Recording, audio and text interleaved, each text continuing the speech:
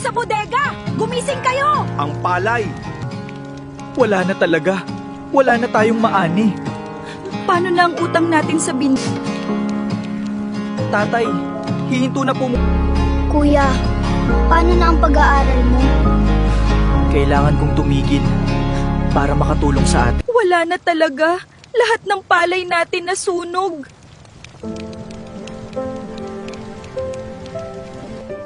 Hindi na ako aalis. Ipagpapaliban ko muna ang klase ko para tumulong sa inyo. Anak, siguraduhin mo yan. Ipagpaliban mo lang ang pag-aaral. Opo, tatay. Para sa pamilya natin to. Lando, nandito na ako para sa utang. Bayaran nyo na. Sandali lang, Mang Tosyo. May konting naipon kami.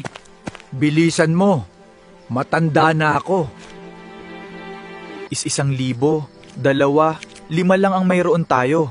Sobra kulang pa rin. Paano na tayo? 5,000 lang? Kulang na kulang yan sa utang nyo.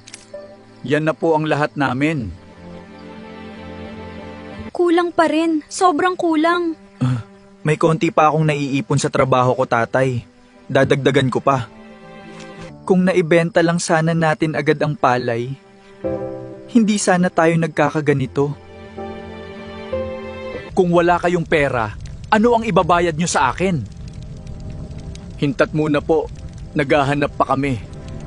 Ang kalabaw at bangka, yun na lang ang natitira nating maibebenta. Kailangan talaga. Walang ibang paraan.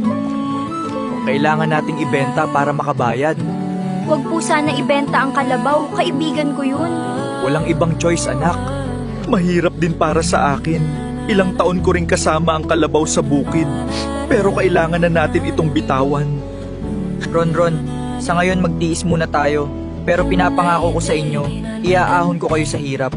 Pangako yan ha, kuya. Handa na kami, Mang Tosyo, para bitawan ang kalabaw at bangka. Wala na kaming ibang paraan kundi yan na lang niya. Ibabalik ka rin namin sa amin ay aming kalabaw. Makakapagtapos din ako darating din yon, alam ko. Pero kailangan ko munang tumulong sa tabi nila sa ngayon. Ito ang naiipon ko, ibigay mo kay tatay. Para makatulong tayo sa utang. Kulang pa rin. Kahit may dagdag pa mula kay Roy. Ano pa ang gagawin natin? Patawad.